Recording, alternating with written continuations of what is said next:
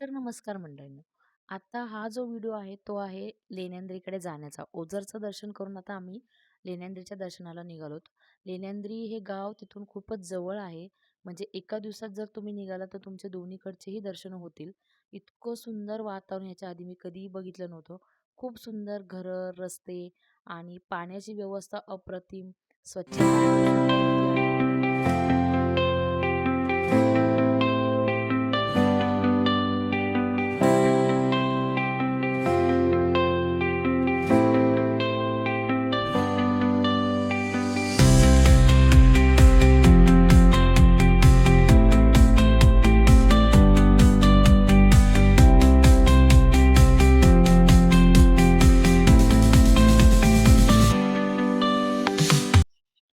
सकाळीच घरातून लवकर निघाल्यामुळे भूक पण प्रचंड लागली होती आणि आम्ही सोबत डब्बा पण आणला होता.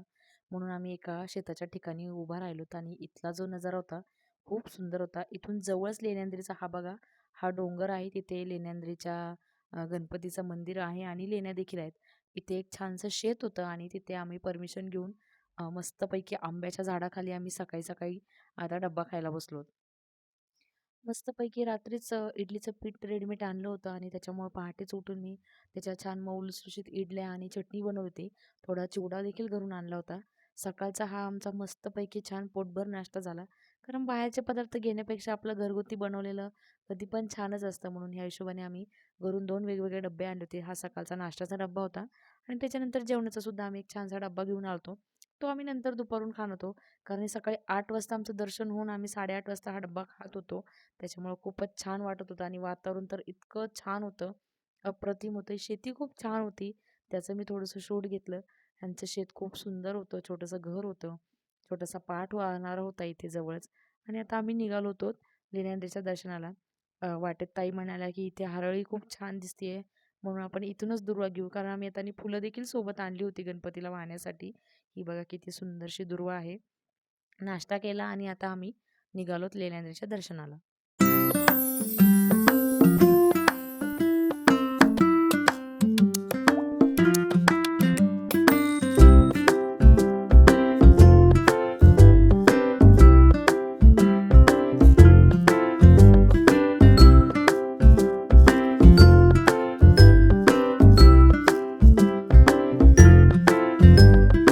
वरती चढून गेलं की आपल्याला इथे तिकीट घर दिसतं आणि इथे आपल्याला मानसी ₹25 ह्याप्रमाणे तिकीट काढायचं असतं. आम्ही 4 लोकांचे तिकीट काढून वरती गेलोत कारण तिकीट असणं गरजेचं असतं. वरती लेण्या देखील आहेत. हे बघा कोरीव काम केलेलं आहे वरती आणि ह्या ज्या पायऱ्या आहेत या पायऱ्यावरून आता आम्हाला वरती जायचंय. सुरुवातीला खूप मजा वाटत होती पण नंतर आमचे खूप पाय दुखायला लागले कारण ह्या सगळ्या अशा खड्या पायऱ्या आहेत. पाय घसरायची शक्यता इथे जास्त असते. त्याच्यामुळे इथे चालताना खूप सावकाश चालावं लागतं. वरती तर डोंगराचा हा अप्रतिम नजारा दिसत होता आणि छोटे-छोटे धबधबे देखील पडत होते. त्याचं पाणी जे आहे ना, ते खूप छान अंगावरती पडत होतं आणि खूप भारी वाटत होतं. आता पायऱ्या चढून आम्ही थोडंसं वरती गेलो आणि तिथे हे सुंदरसं गणपतीचं मंदिर होतं. अतिशय सुंदर ह्या दरवाजातून आतून आम्ही गेल्याच्या नंतर हा दगडी गाभारा होता आणि या गाभाऱ्यामध्ये बघा हे गणपती बाप्पा इतके सुंदर विराजमान झाले होते. अतिशय सुंदर दर्शन झालं, प्रसन्न झालं मन. हा पूर्ण गाभारा बघा किती छान आणि शांत वाटत होता मस्तपैकी. गुफा आतमध्ये देखील कोरलेल्या असतील काहीतरी. त्याला दार लावलेले होते आणि इथे खूप सुंदर वाटत होतं. त्याच्यानंतर दर्शन करून आम्ही आता थोडंसं बाहेर आलोत. हे बघा हे वरचं तुम्ही बघू शकता, की कसं बांधकाम त्या टायमाला किती भारी केलं असेल. काय नजारा असेल खरंच. पाऊस पडत होता, पण आतमध्ये पाऊस नव्हता. हा बाहेर पाऊस पडत होता थोडासा आणि वरतून जे पाणी होतं पडत त्याचे हे तुषार मस्तपैकी उडत होते इकडे-तिकडे. वरून तर हा नजारा अप्रतिम दिसत होता. खूपच सुंदर. अक्षरशः डोळ्याचे जे पारणे फिटतात ना तसं होतं आणि समोरूनच मला मिस्टरांनी सांगितलं, की इथून जवळच शिवनेरी किल्ला देखील आहे. पण आमचा आजचा प्लॅन फक्त ह्या 2 देवदर्शनाचाच होता. त्याच्यामुळे लवकरात लवकर इथलं दर्शन करून आम्हाला निघायचं होतं. कारण पावसा-पाण्याचे दिवस होते आणि म्हणून आम्ही दर्शन करून लवकर निघायचं होतं. तरी इथे बराचसा आमचा टाईम गेला आणि खूप छान वाटत होतं इथे आम्हाला.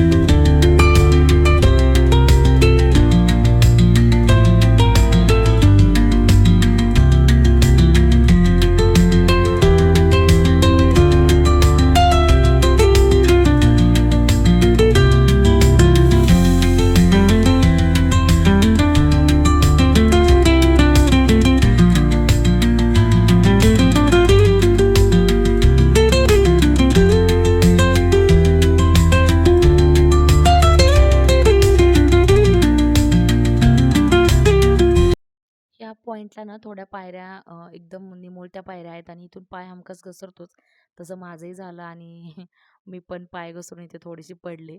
थोडं पायाला हलकासा झटका बसल्यामुळं मी एका साईडला बसले होते आणि त्याच्यामुळे आम्ही प्रत्येकाला सांगत होतो, की तुम्ही पण पायऱ्या व्यवस्थित उतरा.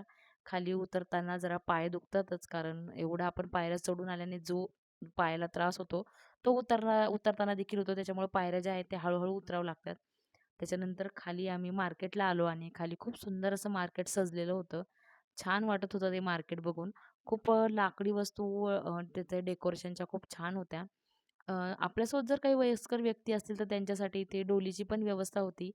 एक फॅमिली आलेली होती त्यांच्यासोबत काही वयस्कर ज्येष्ठ मंडळी होती आणि त्यांच्यासाठी ही डोलीची व्यवस्था होती. हे बघा काही त्यांचे चार्जेस जे असतील ते चार्जेस घेऊन ती व्यक्ती 4-5 व्यक्ती वरती जातात चढून त्यांना घेऊन जातात.